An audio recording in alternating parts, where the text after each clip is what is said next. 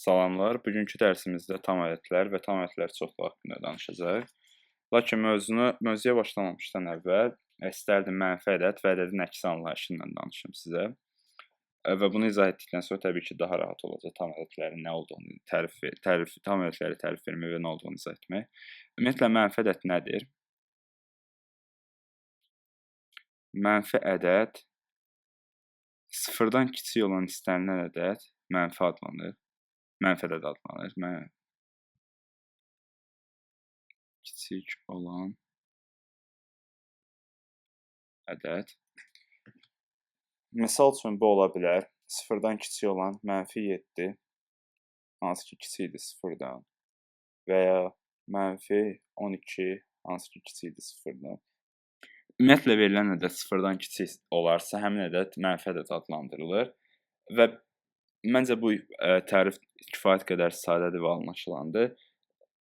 Buna görə də biz növbəti tərifi verdikdən sonra tam ədədlərin nə olduğuna başlayacaq. Hansı ki bu ədədin əksi adlanır. Ədədin əksi. Ədədin əksi verilən ədədin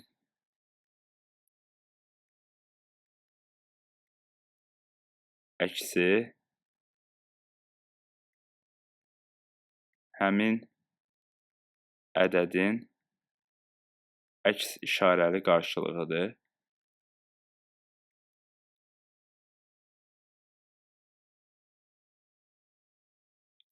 Misal üçün, 7 ədədinin qarşısındakı dayanan, ümumiyyətlə, mənfi ədədləri fərqləndirmək üçün, bunu demək yadımdan çıxdı.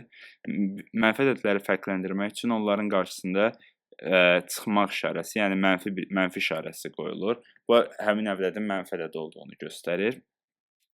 Ədədin əksi dedikdə isə, verilən ədədin əksi həmin ədədin əks işarəli qarşılığıdır. Mənfi 7 ədədi mənfi ədəddir və onun əks işarəli qarşılığı müsbət ədəddir. Yalnız ki, natural ədədlərin hamısı müsbət ədədlərdir.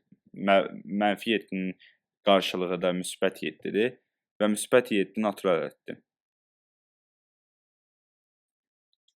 Yəni, belə yazaq. Mənfi 7-nin əks qarşılığı 7-dir. 8 ədədinin əksi və ya əks qarşılığı mənfi 8-dir. Nümunə üçün yaza bilərik. 2-də 1 ədədinin əksi mənfi 2-də 1-dir və s. və ilaxır. Sonsuz sayda belə nümunə göstərə bilərik. Deməli, ədədin əksi həmin ədədin əks işarəli qarşılığıdır. Yəni, müsbət ədədin əksi, həmin müsbət 7-nin əksi mənfi 7-dir, mənfi 6-nın əksi müsbət 6-dır və s. və ilaxır. Belə sonsuz sayda nümunə göstərə bilərik. Bunlardan istifadə edərək ümumiyyətlə tam ədədlərin tərifini hal-hazırda verməyə çalışacaq. Əvvəlcə yadımıza salmalıyıq ki, natural ədədlər hansılardır? Natural ədədlər böyük bir N hərfi ilə işarə olunur. Və natural ədədlər çoxluğunun elementləri də 1, 2, 3, 4, 5 və s. belə sonsuza qədər davam edən ədədlərdir. Təbii ki, bu ədədlərin hər biri üçün də biz bir əks ədəd tapa bilərik.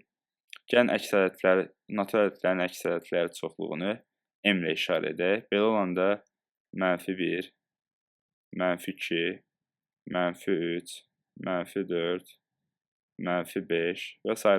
sonsuza qədər davam etdirə bilərik. Və bu iki çoxluqla olan ədədlərin hər biri digərinin əksidir. Yəni, mənfi M çoxluğunda, M çoxluğundakı mənfi 1-in qarşılığı N çoxluğundakı 1-dir. M çoxluğundakı mənfi 3-ün qarşılığı N çoxluğundakı 3-dür və s. Belə bütün ədədlərin əks qarşılığı digər çoxluqda mövcuddur. Və beləliklə bu iki çoxluğu birləşdirərək və bu çoxluqdakı elementlərə bir də 0 əlavə edərək biz tam ədədlər çoxluğunu əmələ gətiririk. Tam ədədlər çoxluğu böyük bir Z hərfi ilə işarə olunur. Və tam ədədlər çoxluğunun elementləri də 0, 1, mənfi 1, 2, mənfi 2, yəni ədəd və ədədin əksi, natural ədəd, natural ədədin əksi, 3, mənfi 3, 4, mənfi 4 və s. belə sonsuza qədər davam edən elementlər davam edən çoxluqdur və biz Z çoxluğunu tam ədədlər çoxluğu adlandırırıq. Çünki Z çoxluğunun elementləri bizim verdiyimiz tərifə uyğun gəlir, yəni tam ədədlər çoxluğunun tərifinə uyğun gəlir. Tam ədədlər, natural ədədlər, onların əksi və bir də 0 tam ədədlər çoxluğunu təşkil edir və bu da bizim tam ədədlər üçün verdiyimiz tərifdir.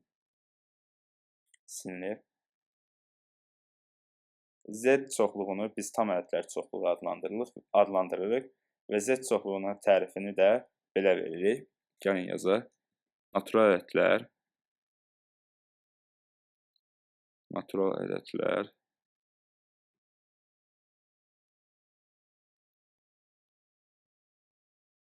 onların əks qarşılığı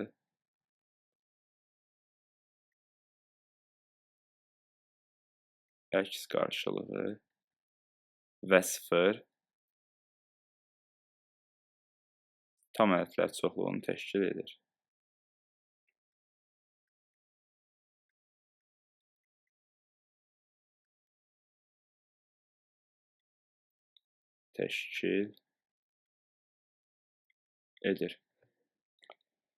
Beləliklə, bugünkü dərsimizin də sonuna çatdıq. Mövzu ilə bağlı hər hansı sual və fikirləriniz varsa, bunu rəylər bölməsində paylaşa və ya mənim e-mail adresimə, hansını ki, izahlar bölməsində tapa bilərsiniz, mənim e-mail adresimə yollaya bilərsiniz. Sağ olun, gələn dərslərə qədər.